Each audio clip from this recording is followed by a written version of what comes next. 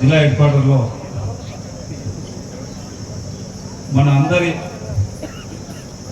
గొప్ప మానుభావుడు భారత రత్న బాబాసాహెబ్ అంబేద్కర్ 12 అడుగుల కాశ విగ్రహ ఆవిష్కరణకు ముఖ్య అతిథులు మన అందరి గౌరవ తెలంగాణ శాసనసభ స్పీకర్, వికారాబాద్ నియోజకవర్గ ముద్దుబిడ్డ స్థానిక శాసనసభ్యులు గౌరవ గడ్డం ప్రసాద్ గారికి, గౌరవ చీఫ్ విప్ పట్నం మహేందర్ రెడ్డి గారికి, గౌరవ చివెల్ల పార్లమెంట్ నియోజకవర్గ మెంబర్ ఆఫ్ పార్లమెంట్ కొండ విశ్వేశ్వరరెడ్డి గారికి, గౌరవ వికారాబాద్ జిల్లా డిసిసి అధ్యక్షులు పార్కి నియోజకవర్గ ఎమ్మెల్యే అన్న రామ్మోహన్ రెడ్డి గారికి, గౌరవ చేవెళ్ళ ఎమ్మెల్యే అన్న యాదన్న గారికి, గౌరవ జిల్లా కలెక్టర్ ప్రతీక్ జైన్ గారికి, గౌరవ ఎస్పీ గారికి నారాయణ రెడ్డి గారికి, వికారాబాద్ ఎక్స్ ఎమ్మెల్యే మెత్తు ఆనంద్ గారికి, శుభప్రద పటేల్ గారికి, సుధాకర్ రెడ్డి గారికి, రమేష్ మహారాజ్ గారికి, కిషన్ నాయక్ గారికి, మహిపాల్ రెడ్డి గారికి, వేదిక మీదటువంటి ఒక చక్కటి ప్రోగ్రాంకు ఎన్నో రోజుల నుంచి ఒక కార్యవర్గం ఏర్పాటు చేసుకొని ఖచ్చితంగా వికారాబాద్ గడ్డలో ఎన్ని అవాంతరాలు వచ్చినా మేము ఒక ఐకమత్యంతో ఒక సోదర భావంతో ముందుకెళ్ళి దీన్ని సక్సెస్ చేస్తామని చెప్పి ఎన్నో సంవత్సరాల కళ 3 సంవత్సరాలు దాదాపు 2023 నుంచి కళలు కంటున్నటువంటి కళని రామచంద్ర సభాధ్యక్షతన, మల్లేశం గారి సభాధ్యక్షతన దాన్ని సక్సెస్ చేయడం వారి బృందానికి, వేదిక ముందున్నటువంటి వికారాబాద్ తాండూర్ పార్కి నియోజకవర్గ అంబేద్కర్ ఆశయవాదులకు, పత్రికా సోదరులకు అందరూ కూడా పేరు పేరు నమస్కారాలు తెలుపుకుంటూ ఈరోజు వికారాబాద్ జిల్లాకే ఒక మంచి గొడ్డె తీసుకొచ్చినటువంటి గొప్ప మహానుభావుని విగ్రహం ఈరోజు ఆవిష్కరణ చేసుకోవడం మనకందరూ కూడా ఒక శుభ సూచకం. ఎందుకంటే మన అంబేద్కర్ గారు అంటేనే ప్రపంచ దేశాల్లో, మన భారతదేశమే కాకుండా ప్రపంచ దేశాల్లో ఒక గొప్ప మహానుభావుడుగా పేరు పొంది 75 సంవత్సరాలైనా తాను రాసినటువంటి రాజ్యాంగాన్ని తూచా తప్పకుండా ఈరోజు పాటిస్తున్నామంటే ఎంత ముందు చూపుతోని ఆ రోజు తను ఆ రాజ్యాంగాన్ని రాసిండో మనమందరం కూడా ఒకసారి గుర్తుంచుకోవాలి. అందుకే చరిత్ర ఉన్నంత వరకు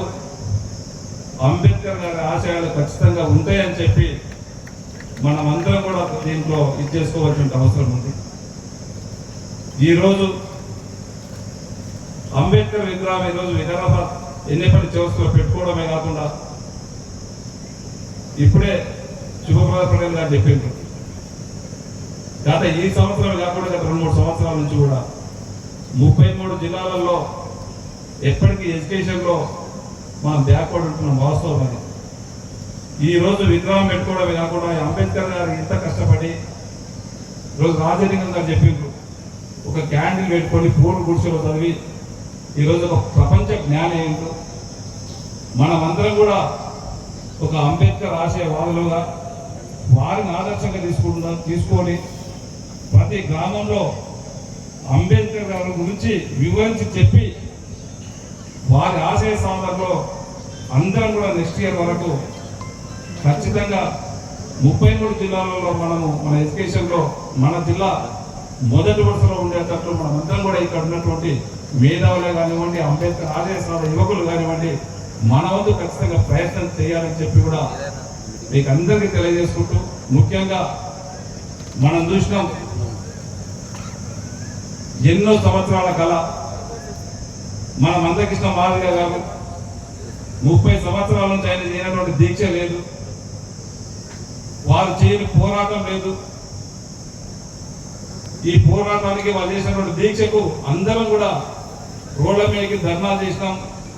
ఏదైనా దీక్ష పెడుతున్నారంటే సహాయం చేసినాం. కానీ దాన్ని అమలు చేసినటువంటి నాయకుడు ఈరోజు ఎవరన్నా ఉన్నారంటే చట్టసభలో ఈరోజు గౌరవ ముఖ్యమంత్రి గారు సుప్రీంకోర్టులో ఏదైతే జడ్జిమెంట్ వచ్చిందో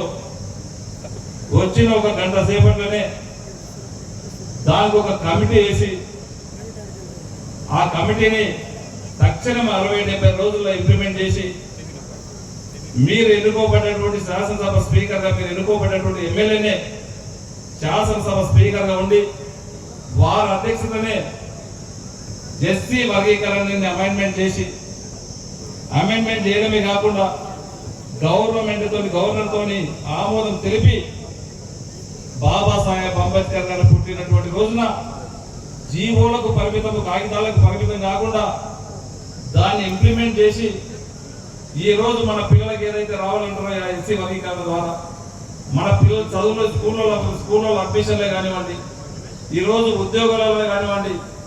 ఈ రోజు రాజకీయ చట్టసభలే కానివ్వండి, అందరికి ఒక కమిట్మెంట్ ఇచ్చి